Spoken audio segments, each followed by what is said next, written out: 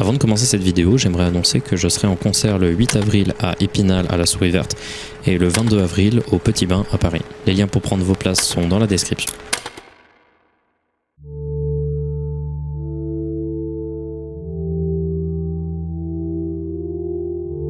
Est-ce que ça vous est déjà arrivé aléatoirement un jour d'avoir un souvenir précis d'un coup d'un produit culturel que vous avez consommé durant votre enfance? Que ce soit un dessin animé, un film, un livre, un jeu vidéo, n'importe quoi, une émission de télé, on a tous eu un jour ce petit souvenir aléatoire qui est arrivé. Peut-être qu'il vous a marqué parce qu'il vous a fait peur, peut-être qu'il vous a marqué parce que vous avez trouvé ça mystérieux, ou juste sans la moindre raison, vous avez une image, un truc qui vous revient sans mémoire particulière liée à celle-ci. Empli de nostalgie, vous vous ruez donc sur votre ordinateur, vous allez sur Google et vous essayez de chercher ce dessin animé, et vous ne le trouvez pas.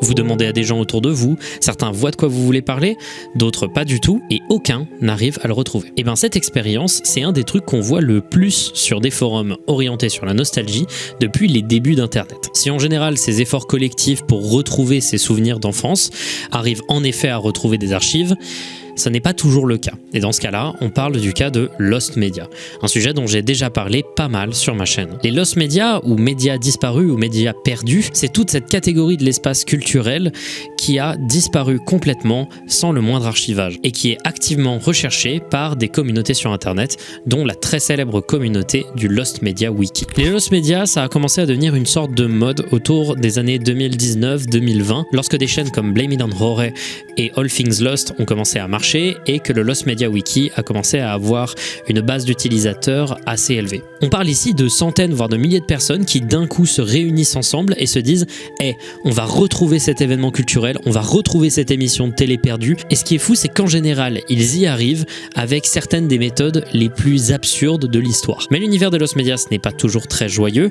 Parfois, on tombe sur des sujets qui sont plus sombres, plus mystérieux, voire même véritablement terrifiants. Dans cette vidéo, qui va très probablement être découpée en 3, on va se pencher sur plusieurs cas de Lost Media que je trouve intéressants, mystérieux ou terrifiants, que ce soit dans le contenu du Lost Media ou bien dans les efforts de recherche qui ont été amenés pour espérer pouvoir le retrouver. Et en l'occurrence, cette première partie de vidéo mettra plus en avant les capacités de recherche du Lost Media Wiki et des communautés qui gravitent autour, car on va se pencher ici sur des cas de Lost Media qui ont été retrouvés récemment ou pas. Chacun ont été retrouvés avec des méthodes de recherche que je trouve hyper intéressantes, ou alors il s'agit de Lost Media qui, dans leur nature, sont hyper intéressants. Vous allez voir, ça va être surprenant. Sur ce, sans plus attendre, laissez-moi vous plonger à l'intérieur de l'univers des Lost Media avec ma vidéo la plus extensive sur le sujet et certains des cas les plus fascinants que j'ai pu traiter sur ma chaîne.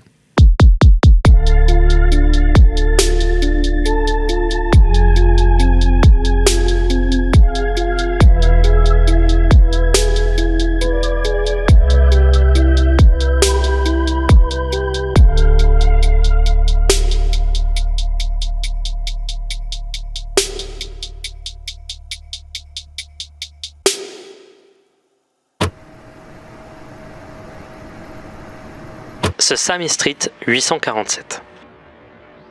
En France, Sesame Street, ou 1 rue Sésame, c'est connu vaguement, mais ce n'est pas le monstre de culture que c'est aux États-Unis. On visualise vaguement les personnages comme Elmo, le Cookie Monster ou Big Bird, mais c'est vraiment pas francophone, malgré quelques portages qui ont moins bien marché. La création de Sesame Street revient à la fin des années 60, lorsqu'un groupe de sociologues souhaite créer un moyen pour les enfants issus de la pauvreté d'avoir accès à des formes d'enseignement abstrait, et donc lutter contre la déscolarisation et l'échec scolaire. Ces sociologues vont se pencher sur la télévision et créer CTW, Children's Television Workshop, ou Sesame Workshop aujourd'hui, une organisation non lucrative qui va produire des séries pour très jeunes enfants sur le service public, le PBS Kids américain, dès 1969 avec les premiers épisodes de Sesame Street. Cette série est depuis 2006 la série télévisée pour enfants la plus regardée dans le monde entier, et c'était déjà un monstre d'audience très tôt dans sa conception. Aujourd'hui, la série compte plus de 4600 épisodes, ce qui est suffisant pour en regarder un différent tous les jours pendant 12 ans et demi, donc il est tout à fait normal que, au sein de cette liste monstrueuse d'épisodes, se trouvent forcément quelques controverses. Un exemple de controverse par exemple, pendant un temps, le personnage de Big Bird avait un ami imaginaire qui revenait assez régulièrement, et à chaque fois qu'il en parlait à ses amis, eh ben ses amis ne le croyaient pas. Eh bien, cet arc lié à l'ami imaginaire a causé une énorme controverse. En effet, il faut prendre des énormes pincettes quand il s'agit de réaliser de la télévision pour très jeunes enfants. Les messages et les histoires doivent être millimétrés pour être sûr que ça rentre bien. Parce que je vous laisse réfléchir 5 secondes au problème que ça pourrait causer de dire à des enfants que s'ils disent un truc à des adultes qui paraît complètement invraisemblable, ceux-ci ne vont pas le croire et le faire se sentir honteux. Voilà, vous avez compris, c'est pas bien. Il y a aussi d'autres controverses un peu moins intéressantes mais très drôles, genre quand en 2011, leur chaîne YouTube a été hackée et a été remplacée par du porn. Bref, moi ce qui m'intéresse c'est pas ça, mais un truc qui sera peut-être un jour un findings dédié, c'est-à-dire les épisodes bannis. Que ce soit quand on a fait chanter au personnage Lucy in the Sky with Diamonds, un morceau très connoté LSD et psychédélique des Beatles, ou quand on leur a fait chanter du Chris Brown un an à peine avant les premières affaires de violence conjugale avec Rihanna, ou quand des paroles d'un morceau de musique font penser à des parents qu'on encourage leurs enfants à avoir des contacts inappropriés avec des adultes.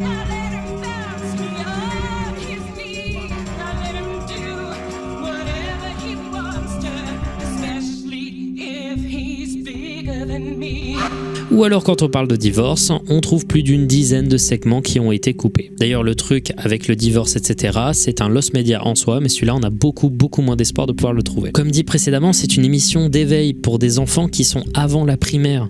C'est véritablement un truc qui doit être extrêmement réglementé. Et c'est là qu'on arrive au cas très connu de l'épisode 847. Ce truc-là, pendant des années, ça a été le Graal des lost media. Tout le monde voulait se l'emparer. 10 février 1976, ce jour-là va être diffusé le nouvel épisode de Sesame Street pour la première fois, et celui-ci contient un caméo d'un des personnages les plus iconiques, d'un des films les plus iconiques de l'histoire américaine. La méchante sorcière de l'Ouest, du Magicien d'Oz. Dans ce film de 1939 qui est très connu, la sorcière est jouée par Margaret Hamilton, une actrice véritablement hyper intéressante. Je vous invite à vous intéresser à sa vie, elle est trop cool cette meuf. Et son jeu d'acteur de la sorcière est un des trucs les plus mémorables du film. Faire un caméo d'un personnage aussi important de l'histoire américaine avec la même actrice qui l'avait joué dans le film 30 ans après, à la télévision, dans une émission télé pour enfants, ce serait hyper méta pour l'époque, pour les enfants. L'épisode devait, selon des articles de journaux de l'époque, traiter du sujet de la peur, du contrôle de celle-ci et du fait de créer des plans et des méthodes pour résoudre des problèmes. Le scénario était simple, la sorcière fait tomber son balai du ciel et est ramassée par le personnage de David. David refuse de lui rendre le balai et la sorcière répond en le menaçant de transformer le personnage de Big Bird en plumeau et d'autres châtiments. Donc l'épisode est diffusé ce 10 février 1976 et ce sera la seule fois qu'il sera diffusé à la télévision. Parce qu'il va provoquer un énorme tollé. Des tonnes de lettres seront envoyées à la CTW. Mes deux enfants, 3 ans et presque 5 ans, l'ont trouvée tout simplement effrayante et nous avons dû éteindre le poste alors qu'il était en train de pleurer. Ensuite, hier soir, ils se sont tous réveillés en pleurant, avec des cauchemars à propos de la sorcière méchante de Sesame Street.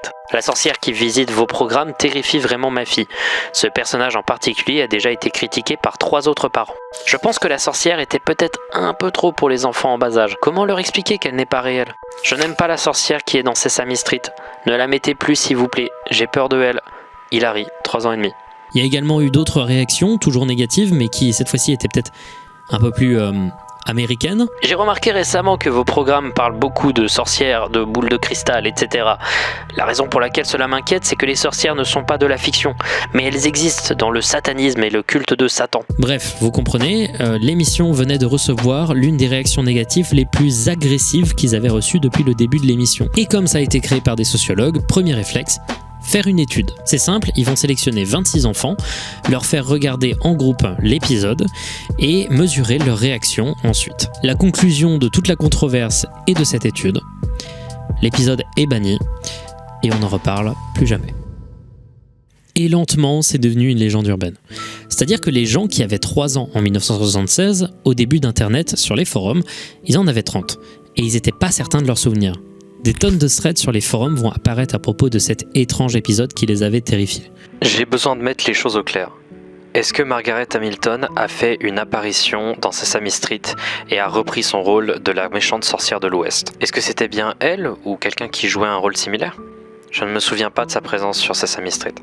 Ce qui n'était à l'époque que des légendes urbaines a été confirmé quand il y a des articles de presse de l'époque évoquant cet épisode qui ont été retrouvés. Mais c'est simple, aucune trace de l'épisode en question, étant donné qu'à l'époque, rien ou presque rien ne permettait d'enregistrer une émission de télévision, encore moins une émission pour les enfants. En tout cas, quand on était un simple spectateur, c'était simplement impossible. Des recherches furent effectuées, notamment par des gens assez déter sur le Muppet Central Forum, qui parle de toutes les émissions utilisant donc des poupées de type Muppet. Le premier réflexe des utilisateurs du Muppet Central Forum sera de se poser la question de pourquoi il a vraiment été banni. Est-ce que c'était un problème de copyright ou est-ce que c'était bien parce qu'il était trop terrifiant? En effet, à l'époque, il y avait beaucoup moins d'infos et notamment l'étude qui avait été réalisée par Sesame Workshop n'était pas encore connue des chercheurs. Des gens proposaient également de regarder dans des registres d'épisodes, de voir des fiches de diffusion. Ils trouveront même une nouvelle photo de tournage, celle-ci, où on peut en effet voir Margaret Hamilton dans son personnage. Au cours de 3 longues années, il y aura beaucoup de messages qui vont être postés, des tonnes de mails qui seront envoyés à Sesame Workshop, et même 2 voyages de l'instigateur des recherches en 2018 et en 2019 de l'utilisateur Gravy aux archives de la CTW, où il scannera minutieusement les nombreuses lettres qui ont été reçues au sujet de l'épisode 847. Néanmoins, toujours pas de traces de l'épisode en lui-même. En février 2019, le boom des lost media commence à arriver et une nouvelle va tout changer. L'archive américaine de diffusion publique va s'associer avec Sesame Workshop pour archiver près de 4500 épisodes de la série et les rendre disponibles. Mais il y avait un petit problème, c'est que ce ne serait disponible que sur place, dans les locaux de la bibliothèque du Congrès américain. Aussi, on ne savait pas si l'épisode 847 allait être inclus.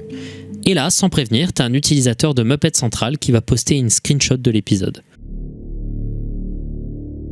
Ça paraît être rien, mais c'était la preuve que la cassette originale existait encore.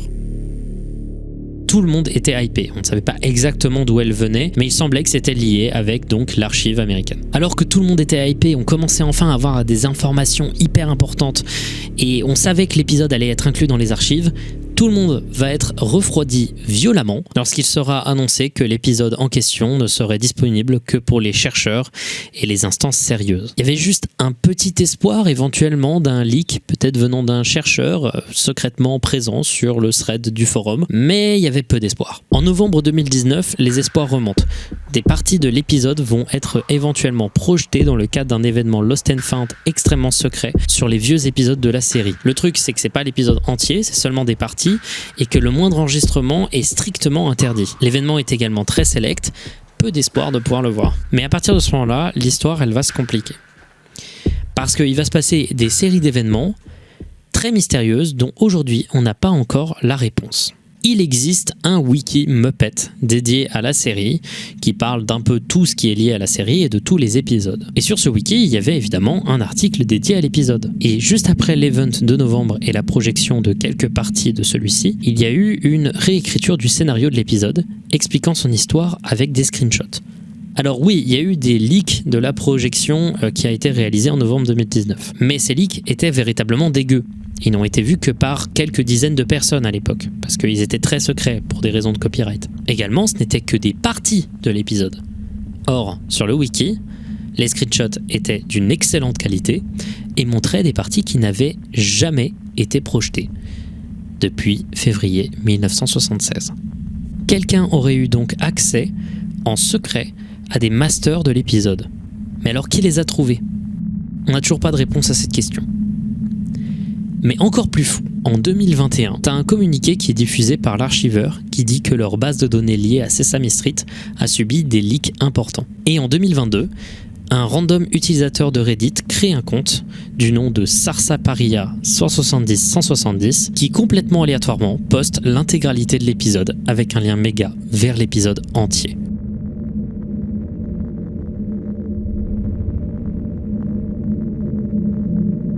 Sans pression. Et le truc qui est encore plus fou avec tout ça, c'est que personne ne sait qui est ce mec. Personne n'a la moindre information. Et les seules réponses qu'il a pu donner, c'est dans une petite interview sur une vidéo dédiée de la chaîne Blame It on Rory, que je vous invite à regarder. Et tout ce que Rory dira sur cette interaction, c'est qu'il a posté l'épisode un peu dans l'urgence pour mettre un terme aux recherches. Mais alors du coup, s'il a eu les informations avec un piratage, ce qui n'est même pas certain, le piratage c'était 8 mois avant. Donc pourquoi c'est dans l'urgence qu'il l'a posté? Aujourd'hui, le mystère autour de ce gars et du leak de l'épisode est complètement entier et constitue un mystère à part entière que je trouve personnellement fascinant. From the looks of it, I know I'm not in Oz anymore. En ce qui concerne l'épisode en lui-même, est-ce qu'il est terrifiant ? Évidemment non, surtout avec un œil adulte. Il y a quand même quelques moments qui sont quand même sacrément marquants pour les enfants. Ce genre d'effet qui arrive sans prévenir. Oh, yes, I can. No, you can.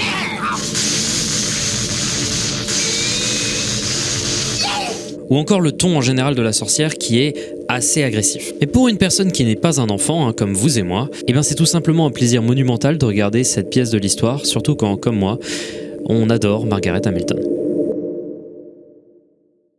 Update Christine Chubbuck. On avait déjà parlé du cas de Christine Chubbuck dans une précédente vidéo sur les Lost Media. Si j'en reparle ici, c'est qu'il y a eu du nouveau. Pour ceux qui ne connaissaient pas, je vous invite à regarder la vidéo en question. J'y vais plus en détail. Mais brièvement, il s'agissait d'une journaliste télé sur une chaîne locale pas mal regardée autour des années 70. Elle est devenue mondialement célèbre pour être à l'origine de la première finition de sa propre vie en direct de l'histoire de la télévision. Ça s'est passé durant les news du matin de son émission Suncoast Digest. Cet événement a été évidemment choquant et même si on sait qu'il en existe des copies, aujourd'hui c'est complètement perdu et ces copies ont été confisquées. C'est simple, dans les années 70, c'était vraiment pas courant de faire des enregistrements de télévision, surtout pour des vieux journaux télévisés le matin sur une chaîne locale. La seule organisation qui pouvait posséder un enregistrement, c'était la chaîne elle-même. Et jusqu'à très récemment, c'était ce qu'on appelait un withheld lost media, c'est-à-dire un lost media confisqué par une organisation ou entreprise, car trop choquant ou juste contre ses intérêts. En l'occurrence ici, après l'acte, la cassette serait retombée dans les mains de Greg Chubbuck, le frère de Christine Chubbuck, et celui-ci l'aurait confiée à un cabinet d'avocats qui aujourd'hui garderait la cassette entière pour lui-même. Gardez de côté ces deux informations parce qu'elles vont être plutôt intéressantes et plutôt importantes pour la suite. Au milieu de nulle part, en 2021, quelques temps seulement après l'upload de ma deuxième vidéo sur les Lost Media, t'as un youtubeur du nom de Atalist qui a reçu de la part d'un anonyme privé l'audio complet de cette tentative. De base, il ne voulait pas partager le moindre extrait de la cassette, par respect pour Greg Chubbuck, qui ne voulait absolument pas que cet enregistrement arrive dans le public. Mais au fur et à mesure du temps, le gars, il a commencé à briser sa propre règle constamment. D'abord, en février, il a commencé à envoyer des extraits de l'enregistrement avant le moment clé, c'est-à-dire les quelques news qui ont été prononcées par Christine. Et alors que les gens commençaient à se poser la question de savoir si ce serait moral d'avoir l'enregistrement complet, même si c'était un audio, il a posté l'intégralité de l'enregistrement. In keeping with the WXLT practice of presenting the most immediate and complete reports of local blood and guts news, TV40 presents what is believed to be a television first. Au début, ça paraissait vraiment trop peu crédible. Il y avait eu énormément de recréations de cet événement sur internet. Et à chaque fois que quelqu'un disait avoir trouvé l'enregistrement original, c'était en réalité un hoax pour l'attention. Puis quand les gens ont écouté cet enregistrement, ils se sont rendus compte que la voix était exactement celle de Christine Chubbuck. The end of the line of Sarasota County, which Northport is. What are the needs? Enforcement officers from both Sarasota and Manatee counties. Last week, teenage gunmen held up. Le débat sur la question a été extrêmement houleux. C'est simple, beaucoup de gens critiquaient Atalist d'avoir fait tout ça uniquement pour devenir connu à partir d'événements extrêmement graves. Celui-ci a d'ailleurs supprimé l'intégralité de ses comptes après ça, tellement il se sentait mal. Surtout que des gens commençaient à lui dire qu'ils avaient contacté des proches de Christine Chubbuck pour lui dire ce qu'il avait fait et que ceux-ci étaient extrêmement énervés et souhaitaient prendre des actions légales. Apparemment, de ce que j'ai compris, ces claims d'actions légales et de contact des proches de Christine semblent être des choses complètement fausses. Également, pour couper court rapidement à un mystère, la raison pour laquelle Atalist a changé autant d'avis sur si oui ou non il devait poster l'intégralité de la cassette et qu'il a décidé de finalement le faire, c'est évidemment parce que c'est émotionnellement très difficile de posséder de telles informations tout seul et de ne pas savoir qu'en faire. Il y a des tonnes de personnes qui vont te critiquer si tu le sors, des tonnes de personnes qui vont te critiquer si tu ne le sors pas, et visiblement, selon des témoignages, la meilleure chose qu'il s'est senti de faire, c'était bien de sortir une version de l'enregistrement avant de rapidement l'effacer, afin d'alléger le poids que pour lui ça pouvait représenter. Évidemment, il ne s'agit que de séries de bruits de couloir, et la décision finale peut être largement critiquée, mais il me semblait quand même important de le préciser. Et aujourd'hui, les gens sont sûrs à environ 95% que cet audio est réel. Mais d'où vient-il ? En fait, il y a une théorie qui est assez généralement considérée comme la plus probable que j'ai trouvée sur un thread dédié à ce cas sur le Lost Media Wiki Forum. À la fin du clip, juste après le coup de feu, on entend une voix dire « Waouh ». A television first. In living color, exclusive coverage. Waouh. Comme si elle était choquée, mais genre choquée non pas d'un truc qui vient de se passer sur un plateau, plus choquée en écoutant un enregistrement qui a été réalisé. Comme s'il s'agissait d'un enregistrement joué devant plusieurs personnes. Le « waouh » qu'on entend sonne tellement plus proche de l'enregistreur et d'une meilleure qualité. Vraiment, on entend l'enregistrement d'un enregistrement en réalité. Et surtout, on entend quelqu'un arrêter vite l'enregistrement à la fin. Comme si quelqu'un dissimulait un dictaphone. Et si on écoutait en réalité un enregistrement pirate d'une écoute faite par la police ? Probablement également pour écrire le transcript textuel de ce qu'elle disait avant sa mort, qui tournait déjà depuis un long moment. Mais plus probable encore, est-ce qu'on ne serait pas en train d'écouter quelqu'un qui travaille pour le cabinet d'avocats qui garde soigneusement la cassette pour eux ? Probablement un employé qui doit certainement beaucoup s'amuser à montrer cet enregistrement à plusieurs de ses collègues. C'est selon moi la théorie la plus probable. Quelqu'un sans avoir le droit à jouer cet enregistrement à quelqu'un, cette même personne l'a enregistré. En bref, il s'agit d'une des avancées les plus sombres et incroyables de l'histoire des Lost Media que beaucoup pensaient ne jamais voir un jour. Godspeed You Black Emperor, all lights on the R.E.M. Drolling. Godspeed You Black Emperor, c'est un groupe canadien et québécois de post-rock que personnellement j'adore viscéralement. Ils se sont formés en 1994 à Montréal et sont responsables de certains de mes albums instrumentaux préférés, dont notamment le dark et déprimant A# F# Infinity et aussi le légendaire Lift Your Skinny Fists Like Antennas to Heaven. Un jour posez-vous pendant une après-midi si vous êtes déter et jouez l'intégralité de l'album du début à la fin sans pause, en regardant le plafond en dormant, c'est franchement des expériences assez inoubliables. Mais quand le groupe s'est créé en 1994, une autre légende du Lost Media s'est créée. Leur premier vrai album ne serait pas le génial A# F# Infinity, mais bien une cassette beaucoup plus primitive qui n'a été créée qu'en 33 exemplaires, c'est extrêmement peu, le très étrangement désigné All Lights on the R.E.M. Drooling. C'était une époque où le groupe avait un autre son, plus hardcore et plus punk et moins sophistiqué.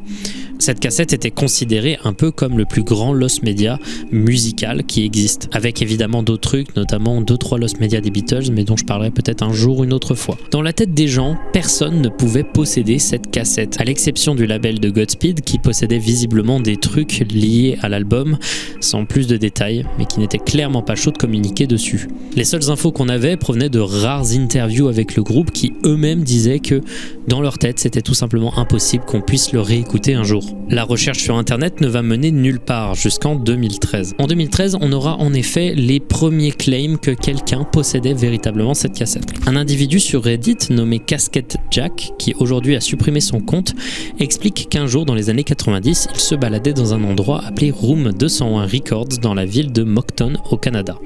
Il adorait acheter des démos de groupes locaux de nouveaux endroits qu'il visitait, et à un moment, t'as un mec qui lui a dit « Hey, prends cette cassette, écoute, c'est trop bien ce groupe !» Il va prendre la cassette, il va la ramener chez lui et l'écouter, et trouver ça vraiment pas fou. Bref, il va la mettre dans un sac et ne plus y penser pendant un long moment. Et il va la retrouver quand il fera du ménage en 2013. Il va chercher sur Google et tomber sur le cul. Il a en main une légende de la musique. Il se décide de poser la question sur le subreddit musique et pose des photos sur Imgur de la cassette.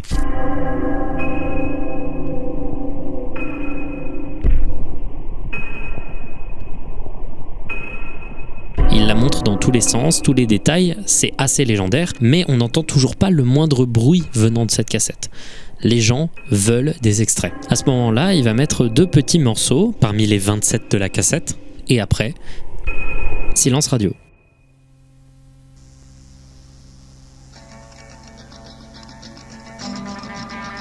Il supprimera son compte Reddit.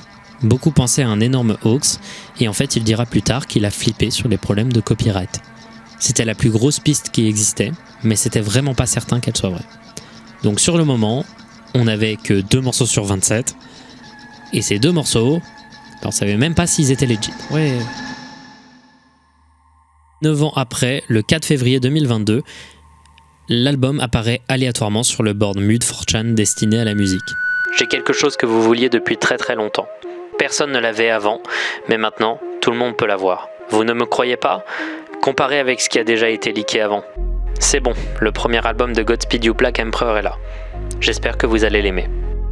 Tout le monde était sur le cul. Ça sonnait vraiment convaincant, ça correspondait avec le passé et les descriptions, Mais ça sortait de nulle part, pas la moindre explication, mais c'était là. Puis évidemment, les gens, ils ont commencé à douter. Ça sonne un peu comme du Godspeed You Black Emperor, à la différence que là, il y a des voix chantées, ce qui n'est que très peu présent à l'intérieur du groupe. Et alors que tout le monde se disait « Ouais, non.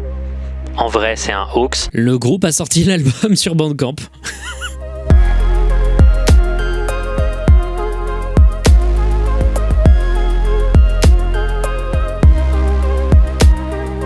Seulement 10 jours après, le premier album de Godspeed You Black Emperor était disponible sur Bandcamp par le groupe, donc ouais, c'était legit. Bref, un des plus gros lost media de l'histoire de la musique est maintenant disponible. L'album est vraiment bizarre en vrai, c'est plutôt étrange à écouter, et ça ne correspond pas vraiment au son du groupe. Mais encore une fois, on ne sait toujours pas pourquoi Casket Jack a refusé de montrer tout l'album, et on ne sait toujours pas d'où vient ce leak.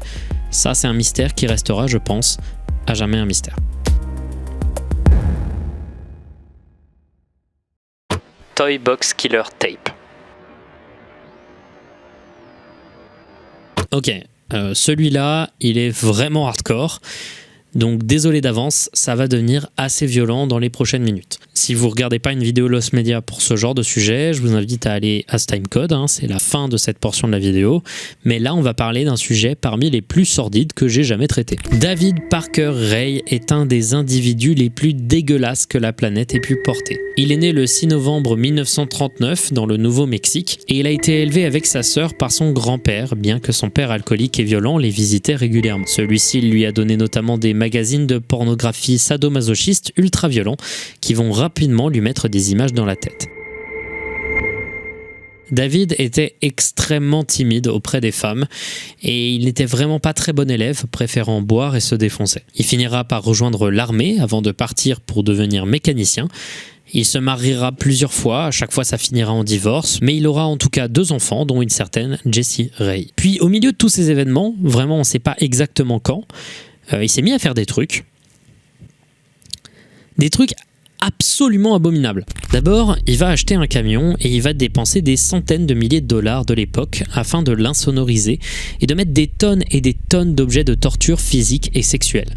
Il va appeler ce camion sa boîte à jouets, sa Toy Box. Il va en tout kidnapper plus de 60 femmes différentes à l'aide de plusieurs complices, dont ses copines de l'époque et sa fille. Oui, sa fille. Sa fille était un complice. Ses femmes étaient ses complices. Certains de ses potes étaient ses complices. Bref, vous allez comprendre que ça va devenir très sale, très vite. Ces femmes qu'il va kidnapper, il va les enfermer pendant plusieurs jours, semaines, mois et apparemment, selon ses propres dires, mais on n'est pas sûr, plusieurs années. Je ne vais pas aller trop en détail sur les crimes en particulier de Parker Ray. C'est certains des trucs les plus horribles qu'on puisse trouver. Ce mec était une énorme merde et on parle de certains des actes les plus extrêmes qu'on puisse infliger à des gens. Maintenant, parlons de son arrestation. Le 19 mars 1999, une jeune femme de 22 ans, Cynthia Vigil, travailleuse du sexe, était sur un parking de la ville d'Albuquerque en train de chercher des clients quand un policier sous couverture l'arrête pour sollicitation au travail du sexe. Il la met dans sa voiture et se met à conduire. Cet homme, et vous vous y attendiez, c'était David Parker Ray. Il l'amène ainsi à sa Toy Box et l'enchaîne à la table centrale. 3 jours passeront de torture, de violence ultra extrême que je ne détaillerai pas, car c'est vraiment sordide.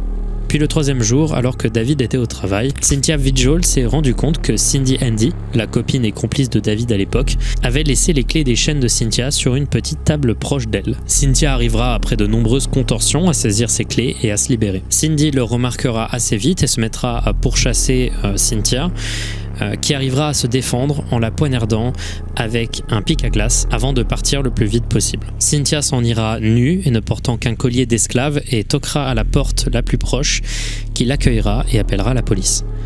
Ray et Andy, qui étaient encore vivantes visiblement, seront arrêtés automatiquement et ainsi commença l'enquête. La quantité de victimes de David Parker Ray ne peut être que estimée. On sait que c'est au moins plus de 60, mais seulement 3 personnes ont été retrouvées, car elles ont survécu en étant droguées pour ne pas s'en souvenir. Par exemple, la photo que vous voyez actuellement est une photo qui a été retrouvée dans les affaires de David Parker Ray. Beaucoup d'enquêteurs pensent que cette femme serait une de ses victimes, mais encore aujourd'hui, celle-ci reste non identifiée. Au début de l'enquête, la Toy Box sera examinée par les chercheurs. Le dispositif sera ausculté, il y avait une table de gynécologue au centre avec de nombreux outils d'immobilisation et de torture et un miroir au plafond pour que la victime se voie lorsqu'on la torture. Mais aussi, on a trouvé des cassettes. Une cassette audio et une cassette datant de 3 ans auparavant, en 1996. La police jouera la cassette et verra une vidéo d'une femme terrifiée, torturée, et vous comprenez quoi. Cette femme restera non identifiée jusqu'à ce qu'on trouve Kelly Garrett, une ancienne amie de la fille de Parker Ray qui a été droguée par celui-ci après une engueulade avec son mari et qui a été placée dans la toy box après coup et sera ensuite abandonnée sur une route après s'être fait trancher la gorge.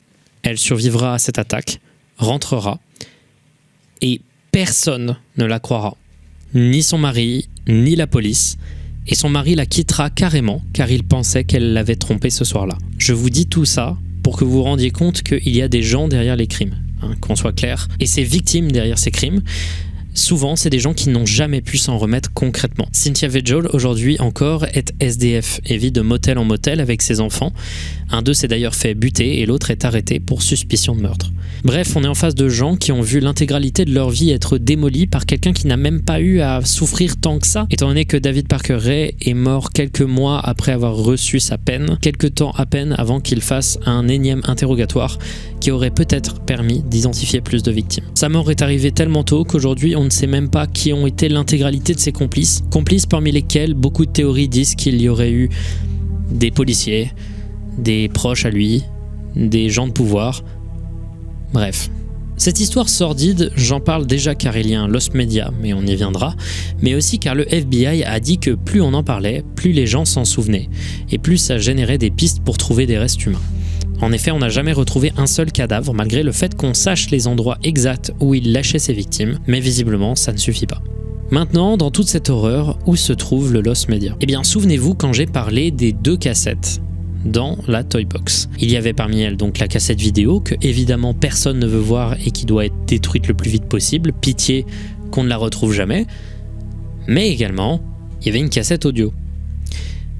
Et ça aussi c'est une part de son histoire. Cette cassette audio contient un discours tenu par David Parker Ray lui-même qu'il jouait à ses victimes dès qu'elles arrivaient dans sa remorque. Et celle-ci expliquait très précisément ce qui allait leur arriver et ce qui est dit dans cette cassette est abominable. Il n'y a pas qu'une seule cassette normalement. De ce que j'ai compris, il en existe beaucoup. Mais ce qui est recherché en particulier, c'est évidemment la première cassette, celle qui est jouée en premier dès que vous arrivez dans la Toy Box. Depuis très longtemps, on a accès sur internet à des retranscriptions de ce qui est exactement dit dedans. Mais l'enregistrement lui-même, personne ne savait si on allait pouvoir y avoir accès. Mais aussi, il y avait beaucoup de gens qui ne voulaient pas que ce soit trouvé tout connement. C'est le débat interne le plus régulier au sein des communautés cherchant des Lost Media. À quel moment on s'arrête pour se dire qu'un truc ne doit pas être trouvé ? Par exemple, la cassette vidéo, techniquement, c'est un Lost Media, mais en soi, personne ne veut que ce soit jamais accessible. Faut être une très mauvaise personne pour vouloir vraiment voir ça. Par contre, la cassette audio, c'est plus divisé. Certains pensent que ça ne sert à rien, mais d'autres se disent que c'est important à archiver. Et ben t'as un gars l'année dernière qui s'est imposé pour mettre fin au questionnement sur le sujet définitivement. Il s'agit de Joseph Pasteris, connu sous le nom de Tom Servo sur le Lost Media Wiki, qui, le 6 octobre 2022, s'est dit qu'il allait se mettre à la recherche de l'un des Lost Media les plus demandés et connus de l'histoire. Et il a réussi à trouver l'enregistrement entier. Comment il a fait pour retrouver ce Lost Media extrêmement recherché, vous allez me demander ? Eh bien, il a fait ce que personne n'avait osé faire auparavant. Demandez. Oui, il a juste envoyé une lettre à la police de l'État du Nouveau-Mexique demandant une copie digitalisée de la cassette. Et 2 semaines après, il l'a reçu, l'enregistrement entier de la vraie cassette jouée par David Parker Ray à ses victimes terrorisées. Okay, we both know what you've been brought here for. A lot of your wrists and ankles are chained and you're gagged because you're not going to like the way I do it. Cet enregistrement est abominable. Je déteste tout ce qu'il signifie, je déteste tout ce qu'il veut dire, tout ce qu'il représente. Et ce qui m'énerve le plus, c'est le calme total dans la voix de Ray. Cet homme peut être n'importe qui, et il a détruit tellement de femmes et de familles qui ne sauront probablement jamais qu'il en était responsable. Il existe d'autres parties et d'autres cassettes, comme je vous l'avais dit auparavant, qui en tout font plus d'1 heure d'instruction. Mais je pense qu'il faut s'arrêter à celle-ci, et laisser cette personne, ainsi que ses complices tous libres aujourd'hui, pourrir, en espérant qu'on les oublie à jamais. Short subject. Pour les 2 derniers sujets de cette vidéo, comme vous pouvez le voir, je tourne un autre jour. Vous pouvez le voir, ma barbe vraiment dégueulasse. Mais également, il y a une ambiance plus sombre et j'ai pas vraiment de texte très construit Parce que j'ai envie de vous raconter ces histoires comme moi je les ai entendues la première fois. Si jusqu'à maintenant je me suis penché sur des lost media qui ont été retrouvés après des efforts de recherche plus ou moins importants, ici j'aimerais parler d'un autre type de lost media, ceux qui sont trouvés par hasard. Et ceux-là, je les trouve vraiment fascinants.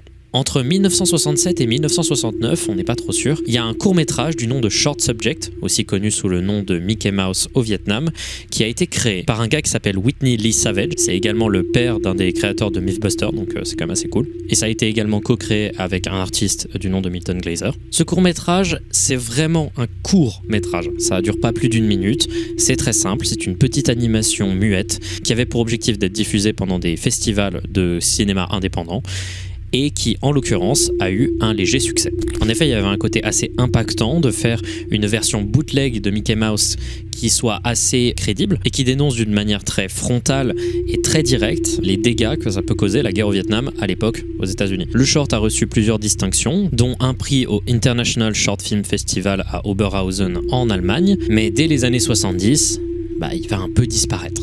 Ça va devenir une sorte de pièce de l'histoire, un des témoins de la communication artistique autour de la guerre du Vietnam à l'époque, mais c'était un peu tout. Et ça va être tellement tout qu'il va disparaître. C'était pas un complet lost media, c'était un withheld lost media.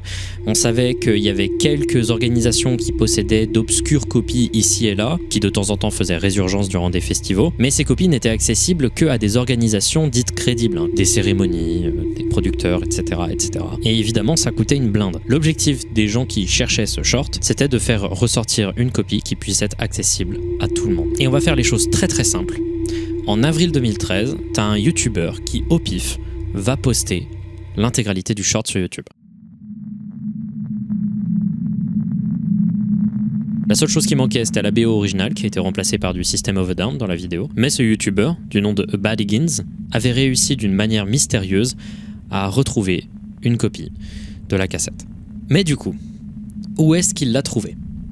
Et c'est là que je trouve ça vraiment, vraiment fou. Quand on a contacté Bad Higgins, il a expliqué qu'il l'avait retrouvé à l'intérieur d'un bac à déchets d'une obscure université américaine. S'il ne l'avait pas trouvé au moment où il l'avait trouvé, et qu'il n'avait pas eu le réflexe de juste prendre la cassette avec lui, une des seules copies disponibles au public aurait probablement disparu. Parce qu'un bac à déchets, vous avez bien compris, que ça finit à la poubelle. Mais alors du coup, vous allez me demander comment une des seules copies disponibles d'un des courts-métrages indépendants les plus recherchés de l'histoire a pu se retrouver dans un bac à déchets OSEF. On n'en a pas la moindre idée. Et dans l'exact même style, laissez-moi vous parler d'un lost media qui n'a pas été retrouvé à l'époque d'Internet, mais dans les années 80, et qui est encore plus fou. La Passion de Jeanne d'Arc. La Passion de Jeanne d'Arc, c'est un film français qui a été réalisé par Karl Dreyer en 1927 et qui a été projeté en 1928 pour la première fois. C'est un des derniers gros films muets de l'histoire. Il avait été tourné à l'origine pour être parlant, mais malheureusement, à cause de problèmes techniques, c'est resté un film muet. Du coup, c'est une sorte de mélange un peu étrange des deux genres et c'est en vrai hyper intéressant pour l'histoire du cinéma, évidemment. Le film a été considéré à l'époque comme un chef-d'œuvre. Il a été extrêmement apprécié par la critique, mais d'un point de vue entrée en salle, ça a été un de désastre, tellement qu'il y a eu des procès entre la Société Générale et le réalisateur Dreyer autour des questions de financement, de censure qui a été réalisée par la Société Générale pour pas offenser les chrétiens, ce genre de trucs. Bref, c'est un film qui a de l'histoire, qui est important et qui pourtant, à un moment, a complètement disparu. En effet, à cause de son échec en salle, des controverses qu'il a créées, il sera très vite retiré des salles et ce sera un des premiers films qui va disparaître par un des plus gros fléaux des lost media datant d'avant les années 40, les feux de studio, à cause de la composition des pellicules de l'époque, qui était faite en nitrate d'argent. Le film a été projeté pour la première fois en 1928 et dès 1929, les dernières copies connues avaient brûlé. C'était un désastre et le film est devenu connu dans l'histoire du cinéma, mais il n'était disponible que dans des extraits de copies extrêmement douteuses. C'était la loose. Dreyer considérait vraiment ce film comme son chef-d'œuvre. Et malheureusement, en 1968, il va mourir pensant que celui-ci était perdu à jamais. Ce qui est vraiment triste, sachant qu'il va être retrouvé un peu plus de 10 ans après. Mais, comme avec le précédent sujet, on n'a pas beaucoup de détails sur comment il a été retrouvé. On a juste quelques lignes, une des copies les plus impeccables des négatifs originaux 35 mm du film, a été retrouvée en 1981 dans un asile psychiatrique. au-delà de ça, en 1984, il sera déterminé que cette copie était un director's cut. C'était la version que Dreyer voulait diffuser. Maintenant, depuis 1985, le film est disponible au public dans des versions vidéo, des VHS, des DVD. Mais alors encore une fois, qu'est-ce qu'une bobine historique aussi importante foutait à l'intérieur d'une armoire d'un asile psychiatrique? On ne le saura très certainement jamais. Et ça, c'est pour moi l'essence des Lost Media retrouvés. Merci d'avoir regardé cette première partie, je vais essayer de sortir les 2 prochaines parties assez rapidement. Mais faut-il me faire confiance pour les horaires? C'est écrit juste ici. Cette vidéo a mis vraiment beaucoup de temps à sortir, j'ai eu beaucoup d'emmerdes. Et le mois d'avril va être très compliqué, hein. Comme vous avez pu le voir en début de vidéo, j'ai des concerts. Mais j'ai également du 21 au 23 avril un event de streaming H24 que je vais faire, le Battle 4 comme j'avais fait l'année précédente. Je voudrais que vous soyez le plus présents, ça va être vraiment trop bien. Il va même y avoir un concert en live, peut-être même 2, figurez-vous. Ça va être vraiment cool. Mais du coup, ouais, je suis très pris en ce moment. Mais il y a énormément de trucs qui se construisent. Il y a notamment, après cette trilogie sur les Lost Media, la petite trilogie annuelle, ça fait plaisir. Au-delà donc de cette trilogie de vidéos, il y a une très grosse vidéo True Crime qui arrive, qui est en concoctage depuis 4 mois. Ça va être un truc de fou. Bref, ça taffe dur. J'ai hâte de commencer la partie 2. J'espère que cette vidéo vous aura plu autant que moi les sujets m'ont passionné, parce que c'est un enfer de faire des recherches sur certains de ces sujets, parce que tu dois te balader dans des dramas, etc. sur des forums. Bref, à la prochaine, donnez aux caisses de grève. Bisous.